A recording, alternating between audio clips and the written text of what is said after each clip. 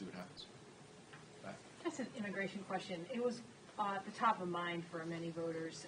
How, looking at that data coming in now, where Trump was able to pick up a lot of voters, including Hispanic voters, and there's border security is a big concern.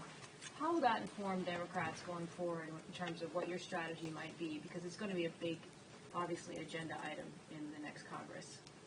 Yeah, and the incoming president also made a lot of promises to the American public, and we'll see if he has an ability to live up to those. What I can tell you is, one, based on we will make decisions based on the voter file and the data. I know that there's a lot of articles and a lot of information out there. A lot of it is based on exit data, which is generally fair as a data point, but it is not precinct level data.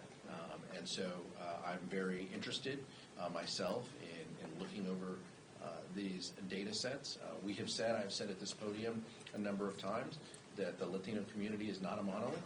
You cannot speak to South Texans the way you speak to South Floridians or Southern Californians, and how people process information. Mexican Americans, like my family, or Cuban Americans, is very different.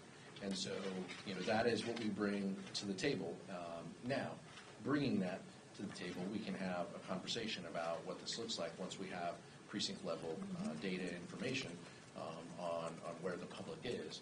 But it's very clear from the policies that that the incoming president has advocated, many of them are harmful to members of our community. This is an individual who separated families and put a lot of people through a lot of pain. And so we stand ready to fight for our community members and to tell the truth about what the incoming administration, the threat that they pose to members of our community. Hi, there's been a suggestion that your party has abandoned the working class voter. What's your response to that, and do you think that you'll have to shore up the economic message of your party in order to win back the House in 2026?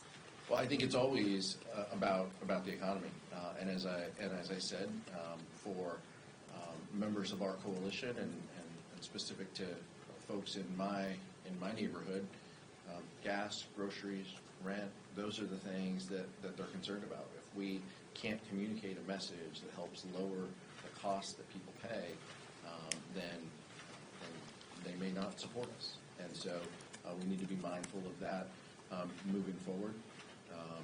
But I do think that this poses an opportunity for us to communicate a message that works for everyday Americans, and that's what we plan to do moving forward. Leader Jeffries will help guide that effort as he does, and we'll continue to have the conversations that we need in order